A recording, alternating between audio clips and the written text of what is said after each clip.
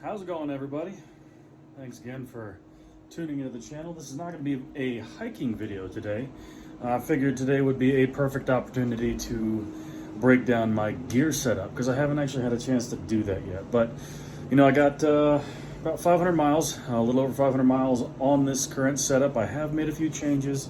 So what I'm going to do here is just give you a breakdown of the gear that I use while I'm out here on the Appalachian Trail. So first thing we're going to start off with is clothes. So give me 1 second here, I'll flip you around and we'll get started with that. Okay, so here we have all of the clothes that I wear while I'm out here. Clothes and shoes and miscellaneous. So what we're going to start off with, of course, what is the hiker's most important things? It is what is on our feet. This is a pair of Ultra Lone Peak 5s. I do actually have some Superfeet Trailblazer insoles in them. They have done me pretty solid for the first 500 or so miles, but unfortunately they have, you know, seen the end of their life. You see the tread starting to wear out, the nose cap, you know, even though in the 5s it is stitched on, you know, they fall apart. So I have really no complaints. The only real issue I had with them is the soles are a bit soft. Especially with the amount of rocks that I've been seeing. So that's why I put the insoles in there. They didn't necessarily help out the best.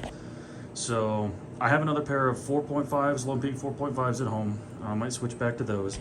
But what I'm going to try out now, I picked up here in Marion, is the Merrill, hell, I can't remember what these are called right offhand. I'm going to put it in a title right about here-ish. So, but yeah, they have a thicker sole to them. Unlike the Ultras, they are not a zero drop shoe. What I mean by zero drop is from front to back.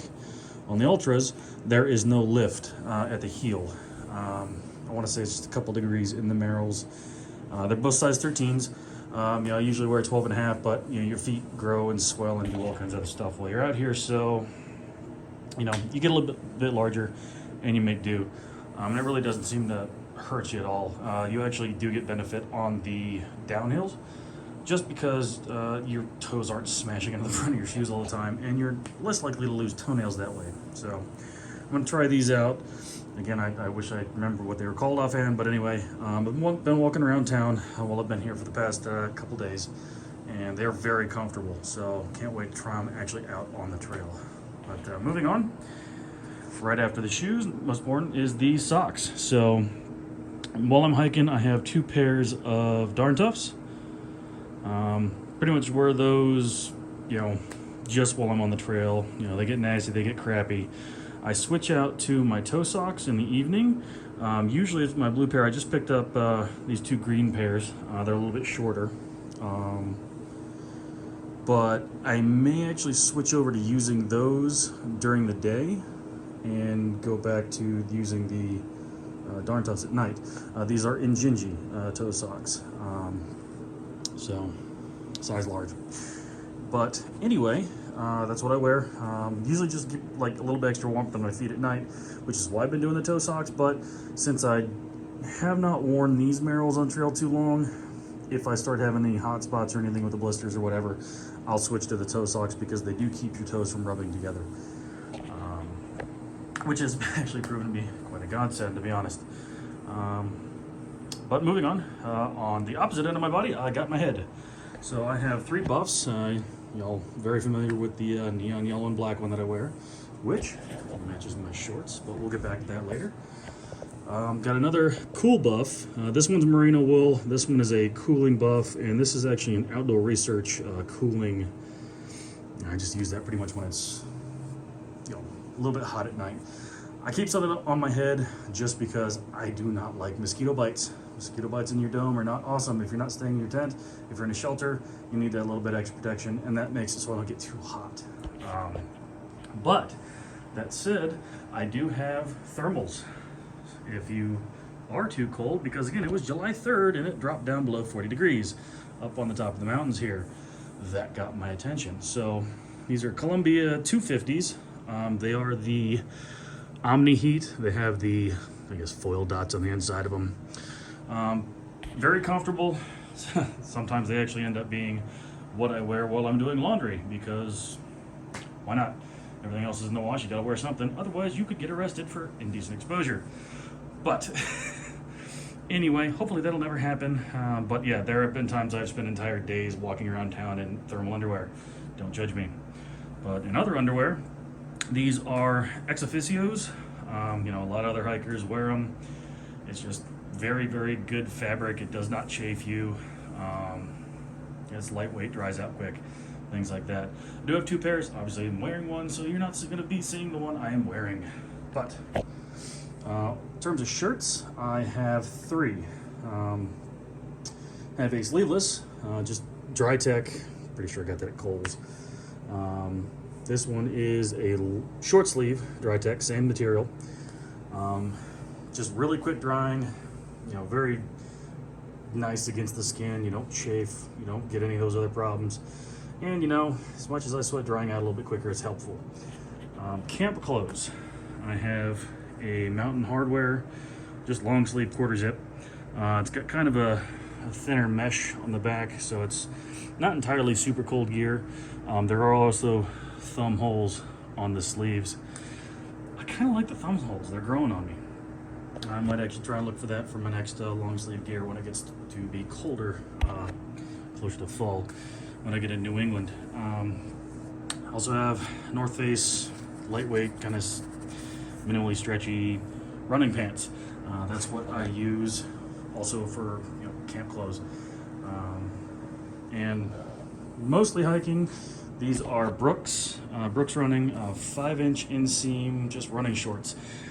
They do still have the inner liner in them. I haven't cut that out yet. I'm probably going to end up cutting that out just because, well, it interferes with your underbreeches.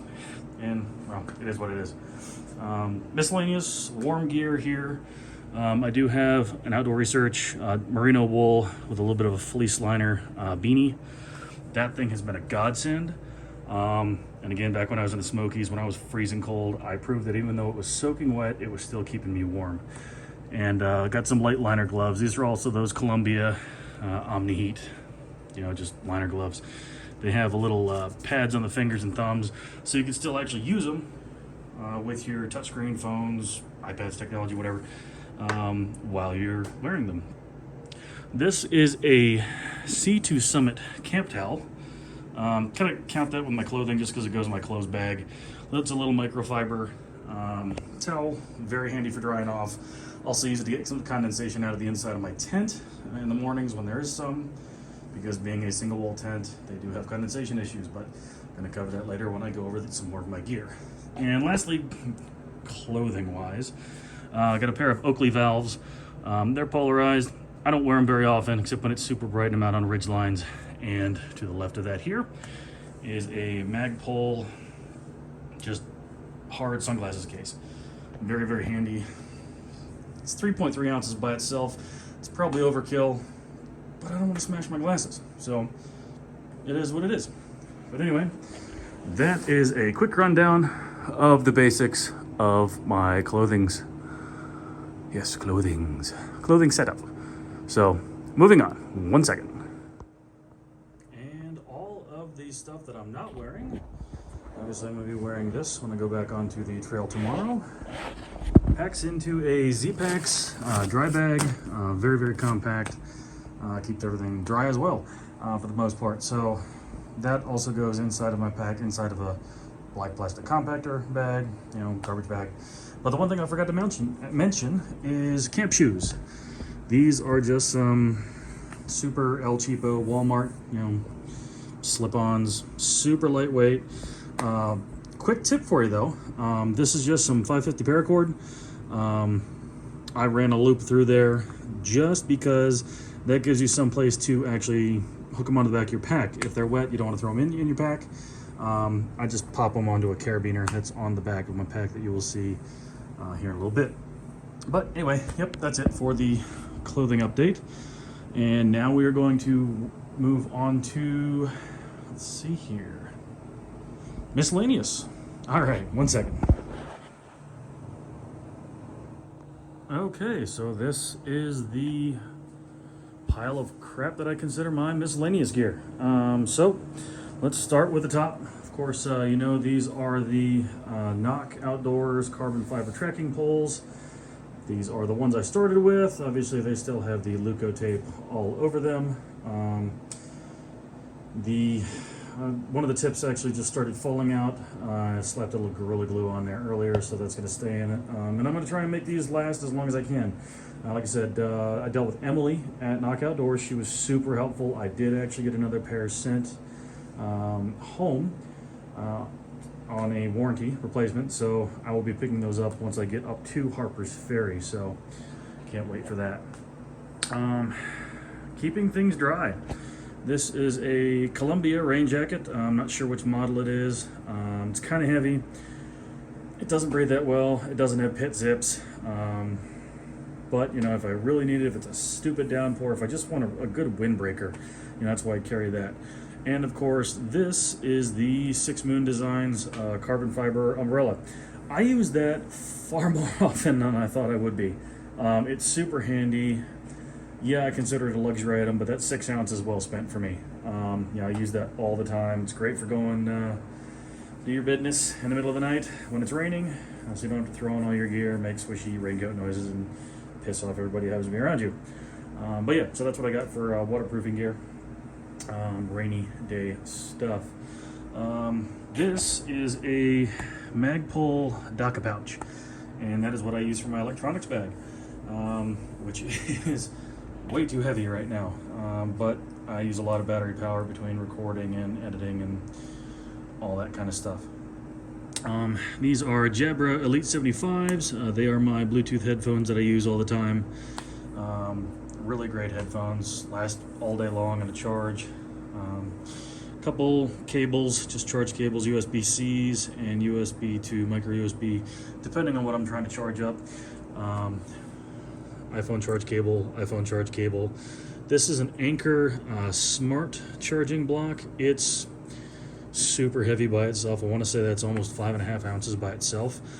This little triple USB plug is great by itself, but this is actually a quick charger, like I was saying. So if it's USB-C. So if I want to quick charge my iPhone, if I want to quick charge, you know, one of the two power bricks that I'll get to here in a second. You know, these are two USB-C, two micro USB. That is for the quick charging of my 26,800 milliamp Anker power block. I also have a smaller 20,000, which is also this will quick charge to an iPhone or anything else. This is kind of just a standard charger. Takes a little bit longer to charge up, but also lasts a lot longer. And also for, you know, recording and moving data and everything, I have a USB or SD reader. Goes to a Lightning, goes in the bottom of the iPhone. So that, you know, my electronics bag with the pouch itself probably weighs close to 3 pounds. But it is what it is. I gotta have all that stuff while I'm out here. Moving up, have my cook system. This is, of course, the MSR Pocket Rocket 2. Really lightweight, just stove. You guys have seen it in a couple of my videos being used. Uses any isopropane, isobutane fuel canister. You know, those, I have a bunch of these 4-ounce ones. There's also 8-ounce ones, and they go all the way up if you feel like carrying all the extra weight. I don't. Both of those, as well as my lighter, actually all packed down inside of the Toaks titanium mug that I have, which does also nest inside of the you know, smaller, actually measuring cup, which is why I have both of them. There's no measurement you know, demarcations inside of that. So that is a 750, that is a 500. So just use one to measure, one to cook. And up here I have a Toaks titanium long-handled spoon with a polished bowl. I like spoons, I don't like sporks. Actually, did I say something wrong? These, the titanium pots and the lid, are made by Snow Peak. They're not made by Toaks. The spoon is Toaks, the pot and everything else is Snow Peak. And obviously from the bag, snow peak. So there's that. Water filtration, I have a Knock Vecto 3-liter bag that has the standard threads that you can use with a Sawyer squeeze. This is a Sawyer squeeze. I have gone back to it. Like I was saying before, I did fool around with the Ketadine Be Free. The squeeze just works better for me. It's more reliable. You do have to keep extra O-rings, so whenever I find one, it goes into the Sawyer bag. So the Sawyer squeeze, the Knock Vecto, I keep them in the Sawyer bag all day long. The other thing about the standard threads on the Sawyer squeeze is they fit on the top of a Smart Water or Life Water bottle, any standard threads. So very handy for that. This, of course, is a Z-Packs, don't have the name, it's called a FUPA, F-U-P-A, front upper pouch accessory. That is my med pouch. I have all my medications, have Leukotape, pretty much everything I need. You know, keep all my ibuprofen and everything else in there, along with my, important stuff. It is also made out of Dyneema, just like the Z-Packs dry sack and my food bag, which we'll get to. So it is a bit of waterproofing on its own. It also will open up into a fanny pack. I just keep the pouch stowed, or the strap stowed. I don't really use it for anything else. Sharpies, in case you need to write your name on something when you're at a hostel, or, sign log books. I like to use my own markers because people are dirty out here. Anyway, last thing here on the miscellaneous is my knife. I don't carry a knife, I carry a miniature cleaver. It is an RMJ Tactical Jackdaw. Very, very good knife. I have a couple complaints regarding the rust proofing on it, but it is sharp, it's relatively lightweight, and I can keep that. I just use this to attach it right to the shoulder strap on my backpack. So that does it for the miscellaneous gear that I carry. So let's move on. Actually, I forgot a couple things that would fall into the miscellaneous category. These are kind of just things I keep in the pockets on the outside of my pack. First thing, sunscreen. Never want to be without it. It's just the smallest tube I could find, SPF 50, because, yeah, why not? Spare lighter. Always good to have a spare. I got like 3 lighters on me just in case. My Deuce of Spades, this is the number 3, it's the largest one. Picked it up because you always need to dig cat holes, and I have had, unfortunately, way too much experience with that in recent days. Associated with the trowel, of course, is the duty bag. So in here, got TP, always carry extra TP. I got another whole roll that I carry stashed away. I'm never going to run out again. Not that I have, but I have come close. I've come so close, in fact, that this is the last roll that I had before I got back to town. I might have had one more use out of that. Anyway, so yeah, in here I got the TP, carry some dude wipes. These are handy for, obviously, wiping, or doing a quick little, towel bath at the end of the night, just to clean extra mud off. Make sure you don't completely smell like a Grizzlies jockstrap at the end of the day. This is a section of a Thermarest Z-Lite Soul sleeping pad that somebody actually bought, didn't feel like carrying, and cut up. So the section that I received is now my butt pad. Great for when you just want to sit down, you want to keep your pants clean, you want to sit on a log, it's a little bit wet, throw that bad boy down, good to go. And last thing here is my headlamp, a Petzl Bindi. It weighs about 1 ounce, super lightweight.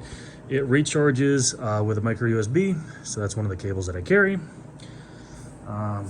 Just really good, simple shock cord, strap for the head. A nice kind of miscellaneous thing that I got here is my food bag. It is a Z-Packs food bag. Has a little strap here, mini carabiner. I have a rock bag and 50 feet of Zingit cord in a Z-Packs, the rock bag kit that came with this.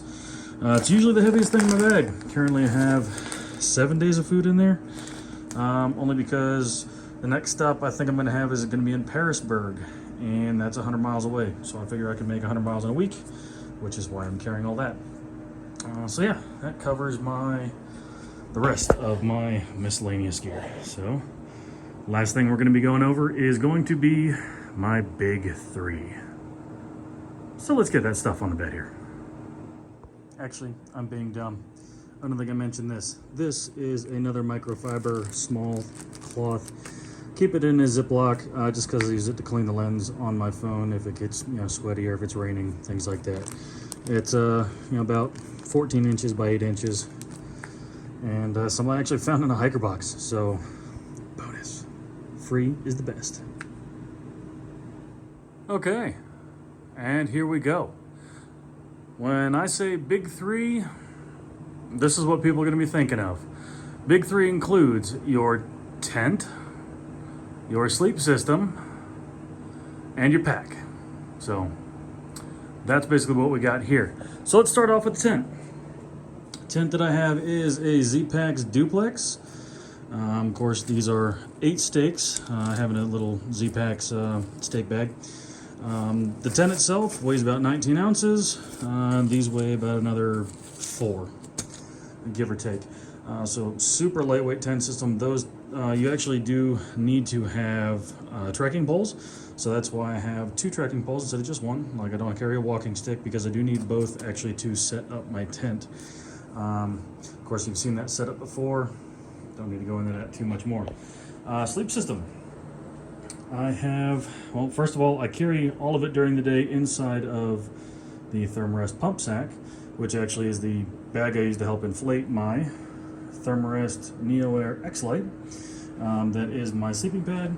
I do have the large size, so it's actually fairly long. To go along with that, I have a Sea to Summit Aeros, Aeros?